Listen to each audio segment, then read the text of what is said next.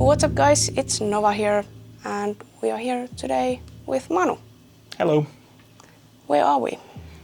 We are at my secret warehouse that's been featured on YouTube many times, but here we are again and still a little bit of a secret. Just enough. Yeah. So you have been collecting all kinds of these gaming things for a long time. Yeah. Where did you start with your collecting? Late 1990s. I've only had basically in my childhood I only had an MSX computer, and after that I only had an Amiga computer. So all the consoles went by me basically. And then I think PlayStation 1 was my first console, and even that I got used on a flea market. And then I got the Neo Geo around the same time, and that's how it slowly started. And then I got a good job and didn't have family yet. What a great time to collect. Yeah, low rent. Late 1990s, early 2000s, when retro collecting wasn't such a high boom yet. eBay was a new thing in '99 when we started Pelikone with two of my friends. So Pelikone Peijonit is a collectors group? Yeah, we are a group of 3 collectors. I do consoles and miscellaneous stuff. Mikko does mainly computers, but also consoles, especially Japanese stuff. And then Mikko's brother Ville helps us with things, and he collects Apple stuff mainly.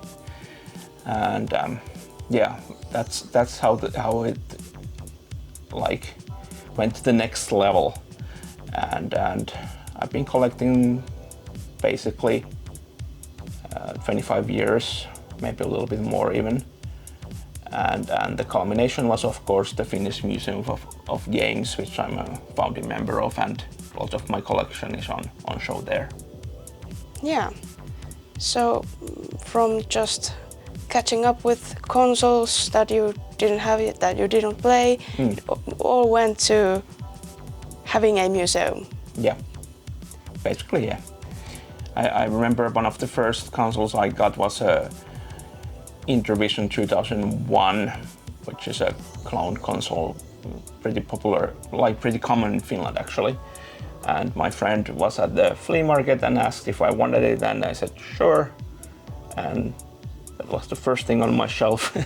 and here we are now with thousands of games, thousands of items, hundreds of consoles, and so on. Yeah, that's great, because I was meaning to ask you how many of each items you might have. There's no exact figures, unfortunately.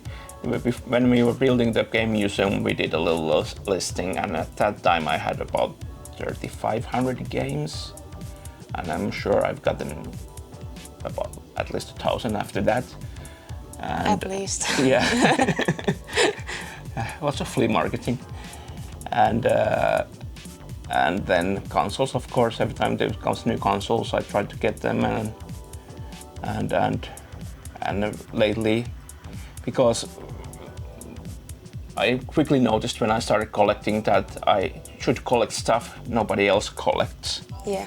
Because it was easy to get, nobody else was bidding on eBay, people wanted to get rid of it, and that's why I have lots of game-related stuff, toys and shirts and stuff like that. Also, handhelds was a thing that nobody collected early 2000s, so I have lots of handheld systems, and those were also on display at the museum at one time. And that was an interesting one, because I really didn't know anyone else who was collecting handhelds, so I found it really interesting that those interest you. Yeah, in Finland, people know Game Boy, maybe Game Gear, maybe Atari Lynx, but there's hundreds of others. Yeah. So yeah, that was one thing, and that kind of led me to other obscure consoles that people didn't, because people just wanted Nintendo or Commodore or Sony. Those are so easy to collect. Yeah. So I went with the whatever we have there, too much to list. But then anyways, and I stick with those obscure consoles nowadays, and Facebook has an obscure games collectors group and so on. So still after 25 years, I can find a console that I've never heard of. Yeah. Or at least a variation of a console, or something like that. That's what keeps me going. But now that retro gaming and collecting is much more popular, it's also, of course, much more expensive. Shipping is more expensive, so slowly it has slowed down a little bit. But my beginning boom was so big that we're still looking through it like, oh, I've got this too. Yeah, you're doing pretty well. Yeah. So, about those obscure consoles and interesting finds you've done throughout the years, what are the most interesting, strange finds that you have done? Strange finds. Maybe not like strange, but something that you didn't maybe expect to find, or maybe something that appeared in a strange place, or... Yeah, I've told this story in Finnish on YouTube before, but in English, this was like maybe one of the crucial steps towards the game museum was that Pelikonit, we had our own exhibition around 2010, 12, and it was the Tampere Museum already helped with that because they just needed somebody to fill out this space they had suddenly available. So we took all our games there and figured out which one to display. And because of that, I was contacted by this lady who said that she had lots of this Finnish computer Salora manager stuff, that if I wanted to buy them from her. And I already had quite a lot of that stuff because, of course, it's one of the rare machines that has some Finland connection. It was pre-badged from a Korean machine, but anyways, or Taiwanese, I can't remember. It's a very Asian machine. And so I kind of didn't want it at first, but then I said I'll take it for 100. She was close by, so I could just pick it up. I paid her 100, put the stuff in the back of my car, and next day started looking through what I've gotten, and there was this Salora Manager extension device that allows you to play ColecoVision games on the Salora Manager, mint in box, and everything inside. And that was the only one I've ever seen in a box. It was the second one ever that we knew existed. That's wild. Yeah. And shaking, like, okay, we're at a boxed one now. After that, I've heard about another boxed one and maybe 3-4 other ones. So, but there's under 10 of them in the collector's hands altogether, and maybe just 2 boxed ones. So that was weird and one of my best finds ever. And there's so much luck involved in there. Yeah, right place, right time, and without having the exhibition, they would never contacted me, and all of that accumulated to the Finnish Game Museum in the end. And you have also found some things while traveling. Yeah, because my wife is from USA. I've been to USA many times. Well, not many times, but say 6 times, maybe 7 times. And of course, the flea marketing scene, yard sale scene, garage sale scene is totally different there. Especially and of course there's, compared to Finland, of course they had much more of that stuff to begin with. Yes, that's true. Finland might have had 5,000 or 2,600 consoles to begin with, and they had millions. Yeah. So I'm not sure if I've told this one. Maybe I told this one in Finnish too, but It was maybe my first or second trip to USA, 99, 2000, around there. And of course I'd went to all the GameStops and stuff. They had little gaming stores, but and they actually had some retro stuff in those stores then, back then too, like NES and stuff, but hadn't found much except I had ordered from eBay, saved us on the shipping to pick them up from the US side and bring them back in my luggage. So all kinds of tricks, but this was it's a really small town where my wife's family lived in, I think 3,000 people, and it's just a little bit farther away. It's a little bit bigger town that has Walmart and stuff, and that town had this little used bookstore, like comic books and stuff like that. And because I'm also into comic books, we stopped there, and right from the door I saw they had some games in the glass case at the register. I was like, okay, Things are getting interesting. Looked up, there was this the smaller version of SNES Junior, Super Nintendo Junior, which I kind of regret not getting, but yeah, okay. Because what happened next? I start shaking when I think about it. I went to the side room. I remember this step by step.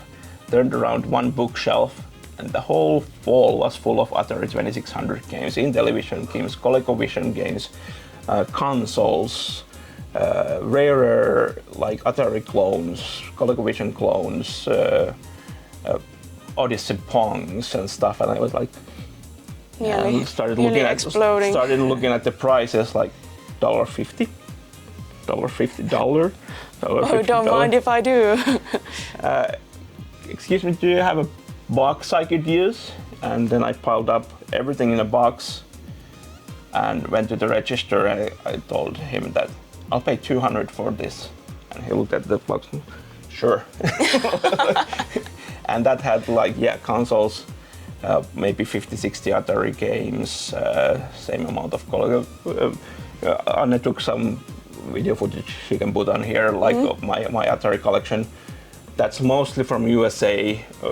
My wife's family have donated games to me, and it's breathtaking. And so on. So suddenly I have over 200 Atari games, and I didn't really mean to start collecting it, but yeah.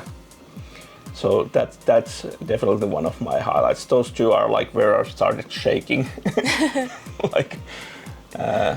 And yeah, there's been good finds here and there. One is here. We are getting to those pretty soon. Okay. But yeah, but those two come to mind first of all. I'm sure there's others, but even looking through my closets here today, nothing really came up as strong. Yeah. But it's also deeply emotional. It's not just a hobby, a way to spend your time, or it's not just a thing you do because you made it your job also, but it's deeply emotional too. Yeah. Reckon that I also run a gaming website and do game reviews and and so on. But yeah, so games are a big part of my life, and luckily they were a big part of my wife's life too. So she puts up with this. She's played more NES than I ever have, and so on, because she had those in her childhood. And but yeah, in Finnish we say rakkaudesta lajiin, for the love of the game.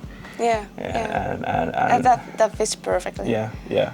And one thing I'm pretty proud of in my collecting is that even though I accumulated so much stuff, there's only maybe a couple of things that I think I paid too much, because I always try to get the good deals, always go on flea markets. And you are doing good deals, you're getting good deals. You're always telling me something that you found, about, and that's interesting how much you can find for it. Yeah, even though Such a little amount of money. Yeah, and 50-kilometer radius basically in Finland to gather. Well, lots of it I said is, like I said, from USA, suitcases full of stuff from there, and in the early days we also did lots of because there wasn't big websites for collecting retro games either. There were some news groups, them IRC groups, which I'm still in, the same group, same channel. But like, if we found something in Finland that we didn't really want to collect, like in the beginning, my very strict rule was that I didn't want to collect anything that didn't use cartridges or CDs. If it was a Pong or a handheld that didn't take cartridges or anything, those could go to somebody else.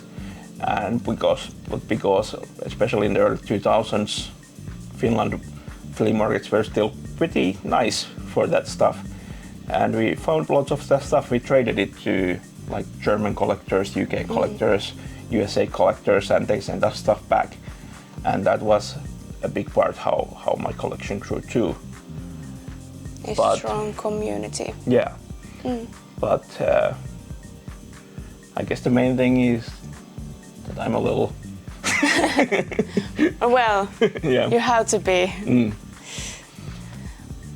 So, about these things, I asked you to pick up something you are most proud of finding, or or maybe it was something surprising. Surprising. Have stories attached to them. Yeah. And just cool things to have. Yeah, of course. And all of these have come from different routes, so I can explain them. So let's maybe start with this jacket. Yeah. I live in a quite small city, and most of the time we've had like 2 small flea markets. Sometimes there was 4. Now I guess there's 4 at the now, but some of them are better than others. But there was this one flea market that was like 300 meters from my house. So I went there every weekend and never expect to see this hanging at the end of the shelf. I remember this vividly too, where it was hanging and so on, because it was so cool to find. This is something. This sleeve says Sega. This sleeve has 2 patches. Yeah, Professor Robotnik and Tails, and of course the back has Sonic the Hedgehog 2. That is brilliant. Yeah, this is a really nice, and of course, being on Finnish flea market, I thought they were gonna ask a whole lot of euros for that. Yeah. And if I remember right, it was 10 or 15 euros. That's basically nothing. So, of course, I grabbed it, clothed about in the car for my wife. How can this be there? And then Googled some. I guess this has been a prize for the Sega Club of Finland at some competition. But there hasn't been many.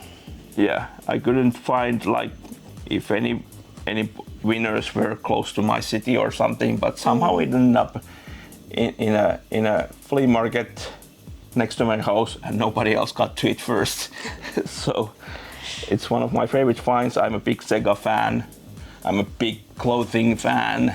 Yeah, you have a lot of clothes in your collection. Yeah. T-shirts and hats and so on. Hundreds of T-shirts. Thanks to also Jukka Kauppinen, who donated me quite a few. And this is one of my favorite finds ever because it was a good deal, unexpected find, and something that I love and keep loving. So, would the next one be this one? This is just here because of the weirdness of it. I collect, like I said, I started collecting game-related stuff because people was just discarding it, like all the little pens and pins, toys and pins knickknacks. and yeah. stuff, and it was easy to get, cheap to get, cheap to ship, and then I started getting this reputation as the guy who will accept that stuff, you know, from my and of course having been involved with the game reviewing website, press gifts are a part of that. Yeah. That chunk. Chunk. Nice chunk though. And also like then some of my colleagues donated stuff to me when they got like they didn't want to keep it on their shelves or throw it away because nobody would buy it. So I got that stuff and one example is this. It's not too old. It's just one of the weirdest things as a press gift I've ever gotten. And it's foldable barbecue. And what does this have to do with games? I don't know, but it has a World of Warships logo on it, so right there. It's a game-related thing. I don't know who else who's gotten one of these have saved it and where do they store it and so on, but it would be nice to know. Yeah, it's just World of Tanks on the other side too. Yeah. And there was also, like you saw, there was the Destiny toaster. Yeah, Destiny toaster. Then I have the Xbox 360 fridge. I have the Xbox Series X fridge. So you could really make I could like make a kitchen. Yeah. Kitchen about game-related stuff. This makes probably nice noise on the microphone, so let's just put it there for now. But it's I always said that the weirder thing that just has a gaming logo, bring it to me. Like there's golf balls and everything that have nothing to do with the game and so on. But I love stuff like that. And you went through my closet today. You saw many things like that. And there's also it's also the part of this collection. Like when we started really planning the game museum, noticed that like there's stuff that nobody has saved but me. Yeah, that's right. Like these little papers that came with the games or like brochures from stores and stuff like that. But they have some value when you get to a certain level. And that's some validation to my hobby at least. Yeah, and that's a funny thing because I never saw all the value in this, all the little things, all the, you know, the press stuff, all the pens, all the keychains, all of that. But when I was in your collection, I really started to think about it like you do, and that's why I've collected a lot of all of those knickknacks myself.